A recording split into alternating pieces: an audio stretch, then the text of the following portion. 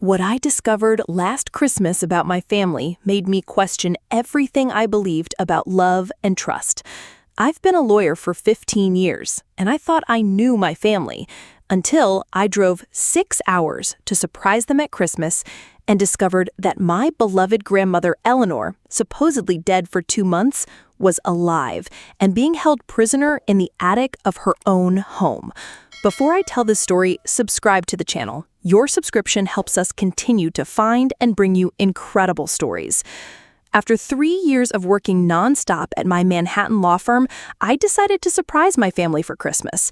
I drove 6 hours to our family home in Albany, where I grew up with my beloved Grandma Eleanor.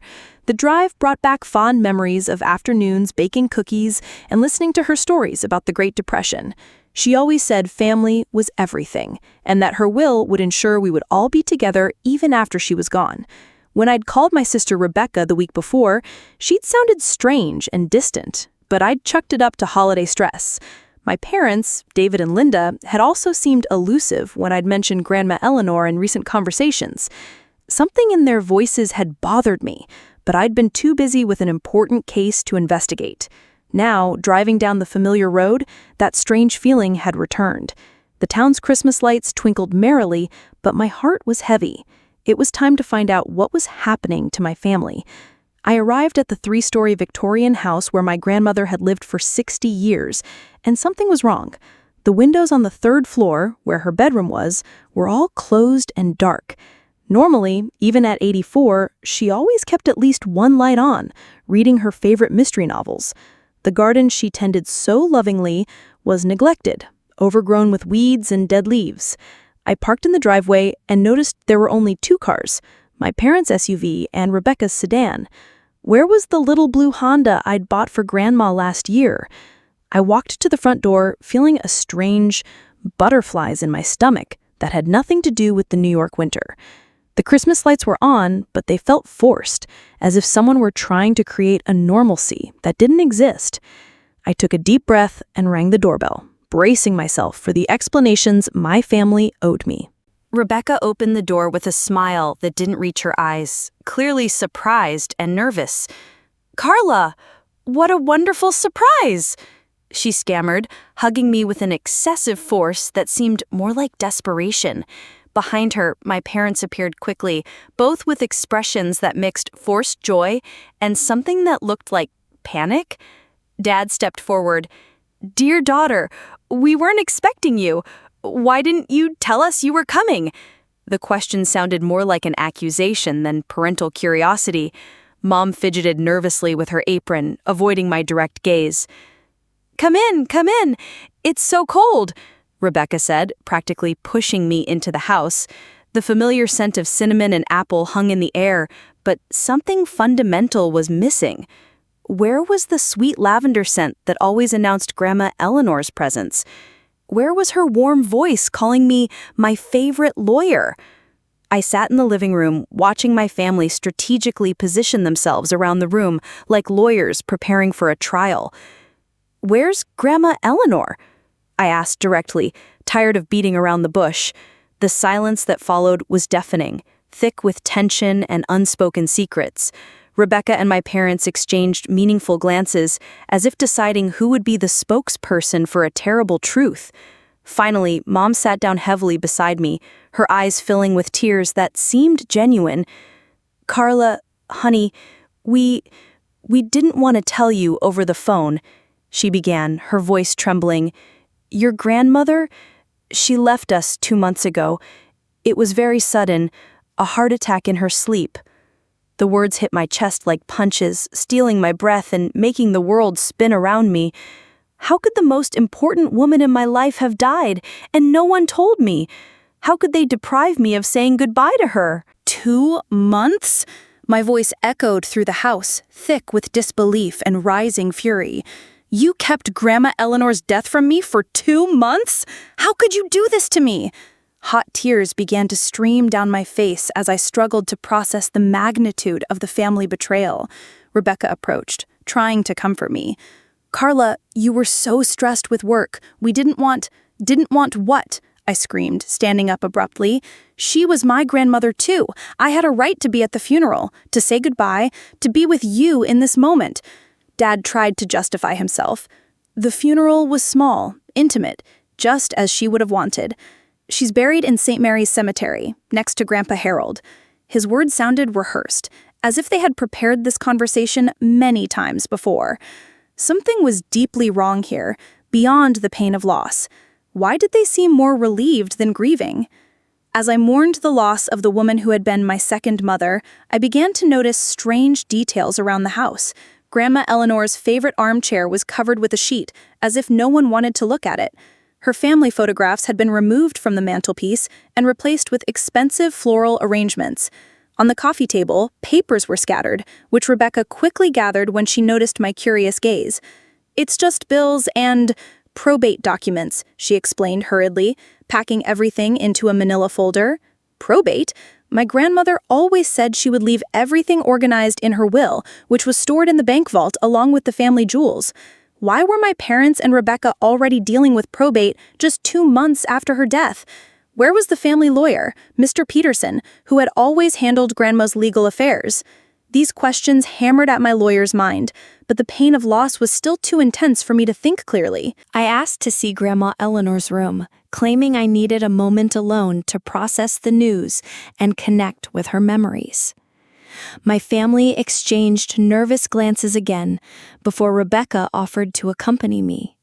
"No, I need privacy," I insisted, my voice still thick with tears. Dad cleared his throat. "Carla, honey, we've already sorted her things. We donated most of her clothes to charity, just as she would have wanted." Once again, that rehearsed tone, as if they were reciting a script. I climbed the familiar stairs, each step echoing in the silent house, and stopped at the door to the room I knew so well. I took a deep breath and turned the knob, preparing myself to face the reality of Grandma Eleanor's absence. But when the door opened, what I saw left me even more confused. The room was completely empty, devoid of furniture, devoid of memories, as if Eleanor Foster had never existed, as if someone wanted to erase all traces of her presence from that house. I stood in the doorway of the empty room, trying to reconcile the desolate image before me with the vibrant memories I held of that space. The solid oak bed where Grandma Eleanor read her stories, the dressing table where she kept her great-grandmother's inherited jewelry, the closet full of floral dresses, everything was gone. The walls were freshly painted white, removing the floral wallpaper she loved. Even the carpet had been replaced, removing any trace of her presence. The smell of fresh paint in the air confirmed that this cleaning had been recent and deliberate. I descended the stairs with heavy steps, finding my family gathered in the kitchen, whispering to each other. When they saw me, the silence was immediate and awkward. "Why is her room completely empty?" I asked, watching their reactions carefully. Rebecca swallowed. We thought it would be easier this way, for all of us to get over the loss." Over dinner, I tried to gather more information about Grandma Eleanor's final months, but my family's answers were vague and contradictory. Mom said she'd become more reclusive, rarely leaving her room, but Dad mentioned she still drove to church every week. Rebecca said Grandma was taking new heart medications, but when I asked which doctor was treating her, no one could say for sure. "It was Dr. Matthews. No, wait, I think it was Dr. Williams at Central Hospital," Rebecca stammered, looking at her parents for confirmation. As a lawyer, I was trained to spot inconsistencies, and these were glaring. Grandma Eleanor had always been meticulous with her medical care, keeping a detailed schedule of appointments and medications. She would never change doctors without telling me, especially since I accompanied her to all her important appointments. Something definitely didn't add up with this story. The next morning, I woke up early and decided to take a walk around the neighborhood to clear my head and process the loss. As I passed the house's mailbox, I noticed a pile of mail that had accumulated, and no one had picked it up. Among the letters, I found several with Eleanor Foster's name on them, including bank statements and medical correspondence dated from the previous week. My heart raced. How could she be receiving mail a week ago if she had died 2 months ago? I discreetly tucked a few letters into my purse and continued my walk, my lawyer's mind processing the implications of this discovery. When I returned home, I found my parents and Rebecca in the kitchen planning morning activities for me, like visiting the grave and organizing a belated seventh-day mass. Their excessive concern for my emotional response was beginning to sound more like guilt than genuine care. Why were they so eager to convince me that Grandma Eleanor was truly dead? Alone in the guest room, I carefully examined the correspondence I had found. A bank statement showed regular transactions up to the previous week, including automatic withdrawals of medications from the local pharmacy. A letter from Medicare confirmed approval for new medical treatments scheduled for January. Even more disturbing was a Christmas card sent by a former neighbor, Mrs. Patterson, who mentioned seeing Eleanor on the porch the previous week, waving like she always did. Each document was another piece of a puzzle that made no sense. Dead people don't receive medical mail or wave to neighbors. I decided to call Mrs. Patterson, pretending to want to share memories of Grandma. "Oh, dear Carla, Eleanor always speaks of you with such pride. She was so excited last week, saying you were going to surprise the family for Christmas," the elderly woman shared cheerfully. I hung up the phone with shaking hands. Eleanor was alive, and my family was deliberately lying to me. I needed more evidence before confronting my family again. I drove to St. Mary's Cemetery, where Eleanor was supposedly buried next to Grandpa Harold. I found my grandfather's grave easily, but there was no new headstone next to it. The cemetery caretaker, an elderly man named Tom, confirmed that there had been no recent burials bearing the Foster name. "Eleanor Foster? Of course I know her. She comes here every Monday to visit Harold. A strong woman, always brings fresh flowers," he said matter-of-factly. My world completely fell apart. Eleanor was not only alive, but she maintained her normal routine, visiting her husband's grave regularly.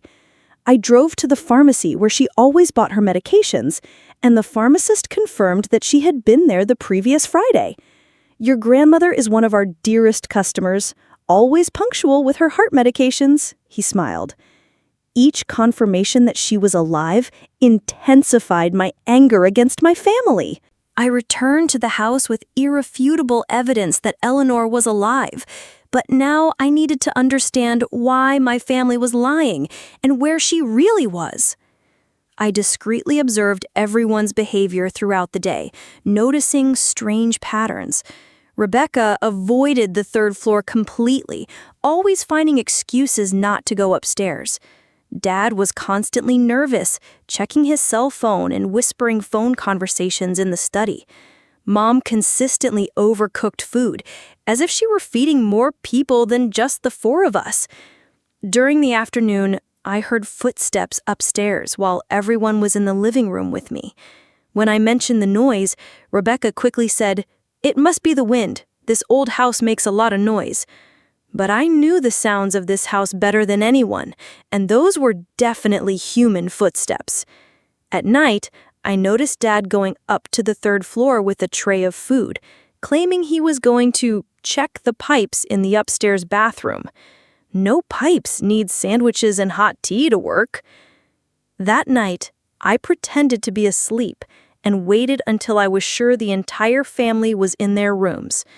Around 2 a.m., I got up quietly and climbed the stairs to the 3rd floor, each step carefully treaded to avoid creaking. The hallway was dark, but there was a faint light coming from one of the back rooms that used to be a storage room. I approached the door and heard something that made my heart stop, the unmistakable voice of Grandma Eleanor whispering a prayer. She was alive.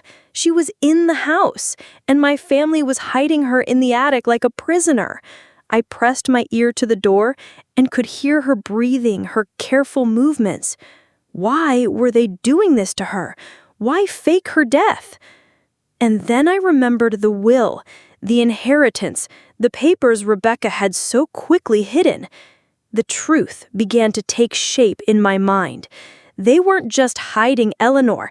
They were trying to steal his inheritance, faking his death to speed up the probate process and get everything before I found out. My hand trembled as I slowly turned the attic doorknob, praying it wouldn't make a sound. The door swung open, revealing a small, makeshift room with a simple bed, a chair, and a few basic belongings. There she was, my beloved Grandma Eleanor, sitting on the bed with a book in her hands, wearing the same flannel nightgown I remembered from my childhood. Her eyes widened when she saw me, a mixture of surprise, relief, and tears. "Carla, my darling girl," she whispered, reaching out her trembling arms toward me. I ran to her and we embraced silently, both of us crying, my heart torn between the joy of finding her alive and the outrage of discovering where she was being held.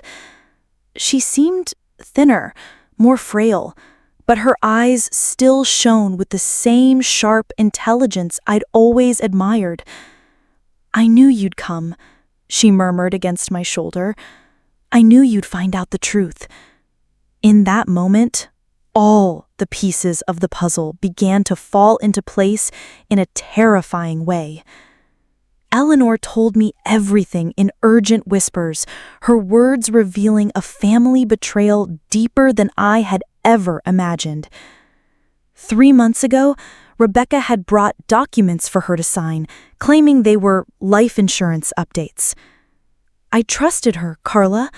I never imagined my own granddaughter would deceive me like that," Eleanor said, her tears falling onto our clasped hands. In fact, they were documents transferring ownership of the house and much of her savings to my parents and Rebecca.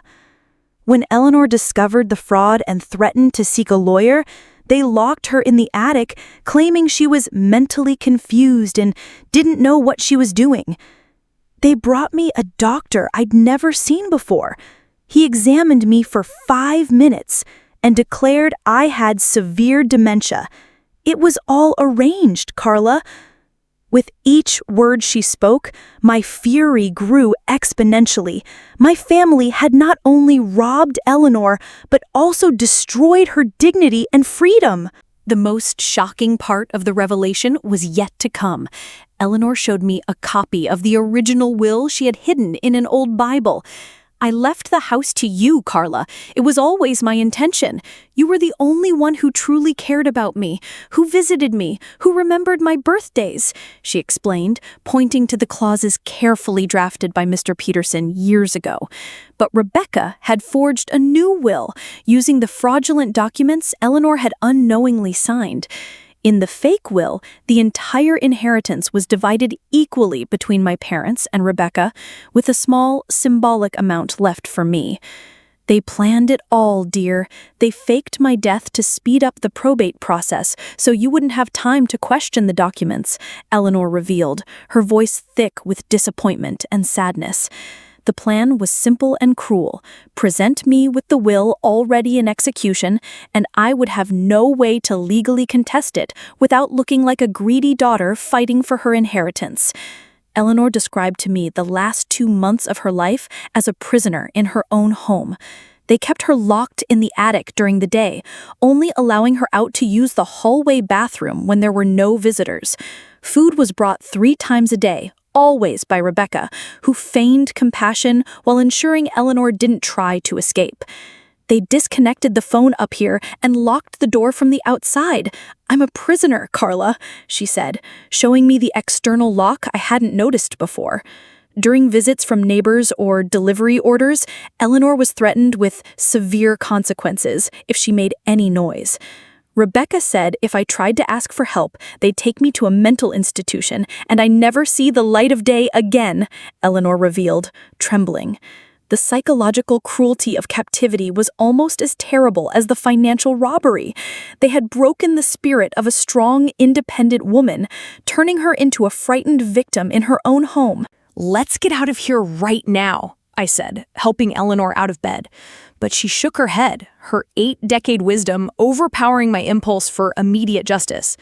"No, dear. If we run now, they'll make up a story about my mental confusion, about how I ran away and you found me disoriented. We need solid evidence first," she whispered wisely. Eleanor was right. As a lawyer, I knew we needed to build an irrefutable case before acting. "Besides," she continued, "I want them to pay for everything they've done, not just the robbery, but the humiliation, the captivity, the attempt to erase me from existence." Her eyes, once filled with tears, now shone with determination. We planned our strategy. I would continue to pretend to believe she was dead while gathering evidence, and Eleanor would document everything she could about the captivity. "They underestimated the family's 2 lawyers," Eleanor smiled mischievously. I had forgotten that she also had a law degree, left to raise her children, but never lost. Eleanor showed me a makeshift diary she had kept, writing on pages torn from the Bible with a pencil she had hidden from her captors.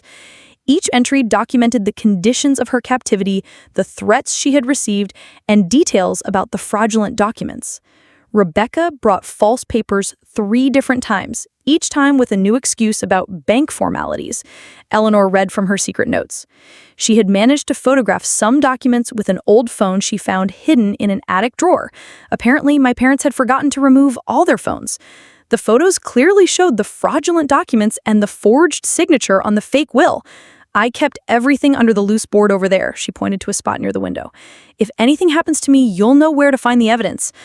I gathered all the material, photographs, original documents, the handwritten diary, and copies of the bank statements showing the illegal transfers.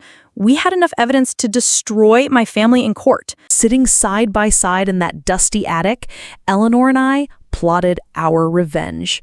First, I would confront my family the next morning, revealing that I had discovered the truth, but without revealing that I had already found Eleanor. I wanted to watch them sink into more lies, creating additional evidence of their criminal intentions. Then, we would document everything with recordings, forcing them to confess the details of the scheme. I want them to admit to every crime, every lie, every moment of cruelty, Eleanor said, her voice firm despite her age. Finally, we would take everything to the authorities, not only to recover the stolen money, but to ensure they faced criminal consequences for the kidnapping, fraud, and elder abuse. 60 years in this family, Carla. 60 years of caring for them, loving them, and they paid me with prison and theft? Eleanor reflected bitterly. Our revenge would not only be legal, it would be complete. We would destroy their reputations, their finances, and their freedoms. They had messed with the wrong 2 women in the foster family. The next morning, I went down to breakfast with my phone secretly recording and all the evidence organized in my bag. My family was gathered in the kitchen, feigning normalcy while they planned further details of the charade. "Good morning, dear family," I said with a cold smile they couldn't quite interpret. Rebecca offered me coffee with slightly trembling hands, and I could see sweat forming on Dad's forehead despite the December chill. "I was thinking a lot about Grandma Eleanor last night," I began casually, watching their reactions. "I'd like to see some of her documents, especially her will. As a lawyer, I can help with the probate." The silence that followed was heavy as lead. Mom and Dad exchanged desperate glances, while Rebecca tried to maintain her composure. Of course, Dad stammered. "Rebecca's taking care of everything, isn't she, dear?" The nervousness was palpable, and I knew I was on the right track. "Actually, I have some specific questions about the last few months of her life," I continued, discreetly pulling bank statements from my purse. "For example, How did she manage to withdraw money from the pharmacy last week if she died 2 months ago? I placed the document on the table and watched the color drain from their faces. Rebecca tried to snatch the paper, but I was quicker. What about this letter from Medicare approving treatments for January? Dead people don't usually need physical therapy, I added, presenting more evidence. Dad tried a desperate explanation. It must be a system error. You know how disorganized these institutions are. And Mrs. Patterson mentioned seeing Grandma waving from the porch last week. Do ghosts usually wave to neighbors, Dad? My voice was getting sharper with each question. Rebecca finally exploded. Why are you investigating this? Why can't you just accept she's gone and move on? The question revealed more of her guilt than she'd intended. Because I know you're lying, I declared, rising from the table with authority. I know Eleanor is alive, and I know you're hiding something terrible. The panic was instant and visible. Mom burst into tears, Dad flushed with nervousness, and Rebecca tried to deny it with increasing vehemence. This is ridiculous, Carla. You're distraught over the loss. You're not thinking clearly, Rebecca shouted, but her voice was shaking. Then prove to me she's dead, I challenged. Show me the death certificate, the cemetery certificate, the funeral bills. As a lawyer, you know I can easily verify everything. It was Dad who broke first. Carla, you don't understand the situation. It's complicated. What do you mean, complicated? Where is my grandmother? The silence that followed was confession enough.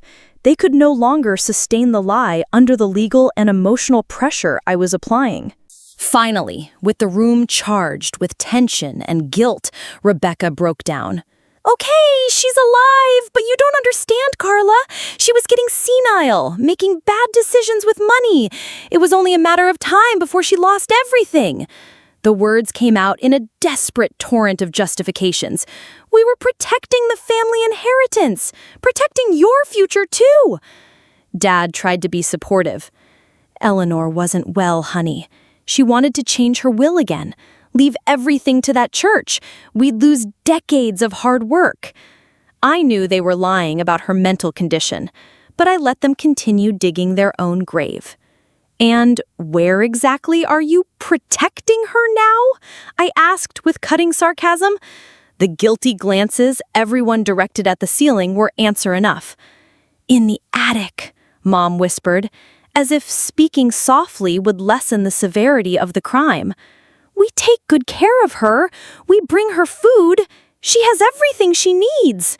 The hypocrisy and the effrontery were nauseating. Well, you'll be surprised to know I've already spoken to her, I declared, watching their faces pale completely. I spoke at length with Grandma Eleanor last night. She told me about the fraudulent documents, about the captivity, about the threats. Rebecca stood so quickly she knocked over her chair. That's impossible. We locked her. She can't have... Can't have what, Rebecca? Talked to her granddaughter about how you kidnapped and robbed her? I pulled my phone from my purse, pausing the recording that had captured every word of their confession. I have 20 minutes of you admitting to kidnapping, document fraud, and elder abuse. As a lawyer, I know exactly which police station to prosecute you first. Panic turned to utter despair. Mom fell into her chair crying. Dad was in shock. And Rebecca tried one last card. Carla, we're family! You can't do this to us! Family? I laughed bitterly. Families don't kidnap elderly grandmothers to steal their inheritance. Now let's all go together and free Grandma Eleanor, I announced, heading for the stairs with my family following like condemned men walking to execution. I opened the attic door without ceremony, revealing Eleanor sitting dignifiedly on the bed, dressed in her best dress, the evidence neatly organized in a folder beside her. Good afternoon, dear family, she said with a clipped serenity. I thought it would be convenient to be presentable when Carla brought you here. The sight of Eleanor, free, organized, and clearly lucid, destroyed any remaining attempt to plead dementia. Rebecca tried to approach. "Grandma, we can explain." "Can you explain how you kept me prisoner for 2 months? How you robbed my house? How you faked my death?" Eleanor interrupted authoritatively. 60 years dedicated to this family, and you repaid me with captivity and robbery." Her words carried decades of wisdom and a dignity that no crime could destroy. Dad tried to cry and apologize, but Eleanor just turned her face away. The family matriarch had regained her strength. Standing in the attic that had been Eleanor's prison, I delivered my final ultimatum to the family that had betrayed me. "You have 2 options," I stated with the coolness of a seasoned lawyer. 1. Immediately return all stolen property, sign a full confession, and we'll settle this as a family, with Eleanor deciding whether or not to pursue criminal charges. Rebecca tried to speak, but I silenced her with a gesture. 2nd, I take these recordings and evidence directly to the FBI, and you face federal charges of kidnapping, mail fraud, and conspiracy. The silence was absolute as they processed the reality of their choices. Eleanor stood slowly, walking to the window. "I choose the 3rd option, Carla," she said without turning around. "I want them to pay for every day they stole from me, every humiliation they caused me." He turned to face his captors. "You have destroyed 60 years of love and trust. Now you will discover what it is like to lose everything that matters to you." Our revenge would be complete and legal. Justice would finally be served. The following Monday, Eleanor and I walked together through the doors of the federal building in Albany, carrying 2 suitcases full of evidence that would destroy my family forever. FBI Special Agent Miller greeted us personally after I sent him a preview of the recordings and documents. "In my 30-year career, I've rarely seen a case of family fraud so well documented," he commented, leafing through our dossier. Eleanor was radiant, wearing her best suit and carrying herself with the dignity of a woman who had found her voice again. "Kidnapping, document fraud, elder abuse, conspiracy to commit fraud. We're talking at least 20 years in prison for each of those involved," the agent explained. My parents and Rebecca had tried to call me dozens of times over the weekend, alternating between desperate pleas and empty threats. Every call was recorded and added to our file. The American justice system was about to swallow my family whole. At 6 a.m. on Tuesday morning, we watched from neighbor Mrs. Patterson's house as 3 FBI cars surrounded the Foster family home. Eleanor held my hand tightly as we watched Dad, Mom, and Rebecca being led away in handcuffs to the shocked gaze of the entire neighborhood. 60 years waiting to see David Foster face the consequences of his actions, Eleanor murmured with satisfaction. The charges were heavy: first-degree kidnapping, federal document fraud, elder abuse, and criminal conspiracy. Each faced 15 to 25 years in federal prison. Rebecca tried to shout something about family as she was loaded into the car, but no one was listening to her lies anymore. Local news covered the arrest as the inheritance scandal that shocked Albany, and our story made headlines for weeks. The public humiliation was just the beginning of the justice they would face. With federal court orders, we were able to recover every penny that had been stolen from Eleanor, as well as substantial compensation for moral and psychological damages. The federal judge ordered the full return of the house and bank accounts, and also ordered my parents to pay an additional $100,000 for the 2 months of illegal captivity. "It's small compensation for the trauma caused, but it's a start," commented our elder crimes attorney. Eleanor decided to sell the house, "Too many bad memories now," she explained, and bought a modern condominium near my Manhattan apartment. With the recovered money and the compensation, she would have financial security for the rest of her life. "For the first time in months, I can sleep without fear of waking up locked out," she told me during our celebratory lunch. Seeing Eleanor regain her independence and dignity was the best revenge I could have imagined. The public exposure of the crime completely devastated the Foster family's reputation in Albany. Dad lost his job at the bank after the criminal charges, and no other employer in town would hire him. Mom was expelled from the garden club and all the social organizations she had been involved in for decades. Rebecca had her real estate license permanently suspended after the fraud convictions.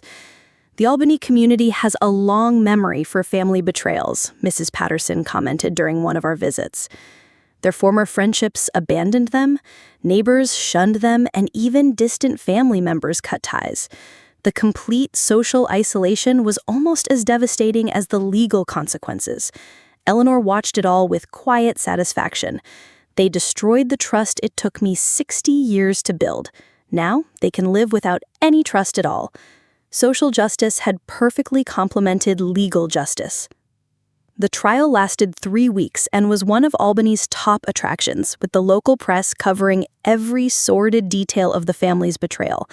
Eleanor testified with devastating dignity and precision, describing each day of captivity and every lie she had endured. Her final words to the jury were unforgettable.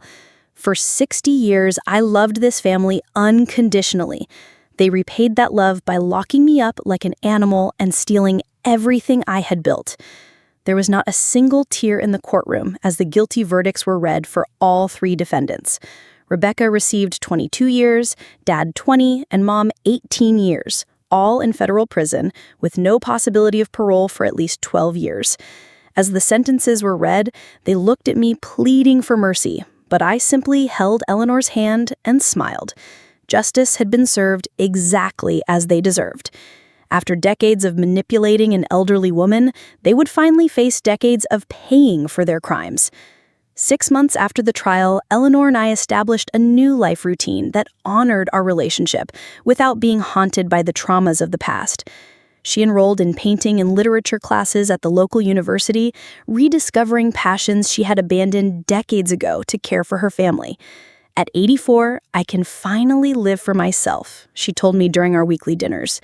We created new Christmas traditions at her condominium, inviting Mrs. Patterson and other true friends who supported her throughout the ordeal. Eleanor flourished in her new independence, traveling, making new friends, and living each day as a celebration of her regained freedom. As for me, I shifted my legal specialization to elder crimes, using our experience to help other families facing similar situations. Our tragedy transformed into purpose, our grief into strength to protect others in need. Today, 2 years later, Eleanor Foster lives her 86th year with more vitality than she did at 80, free from the family chains that bound her. She created a new will, leaving her inheritance to charities that protect the elderly and to me, not out of family obligation, but out of genuine love and well-earned trust. My parents and Rebecca continue to serve their sentences, having lost all appeals. Occasionally, they write letters asking for forgiveness and visitation, but Eleanor and I have made a definitive decision. Some betrayals are so profound that they forever destroy the possibility of reconciliation. They had 60 years to truly love me, Eleanor reflects. They chose to betray me when I needed them most. Now it's too late for regret. Our revenge was complete, not only legal and financial, but also moral and social. We regained our dignity, our security, and our ability to trust each other. Most importantly, we proved that even when family betrays us, justice can still prevail. Eleanor Foster is no longer a victim. She is a survivor, a victor, and an inspiration to any senior facing family abuse. And I, Carla Foster, have learned that sometimes the greatest demonstration of love is ensuring that those who hurt those we love face the full consequences of their choices.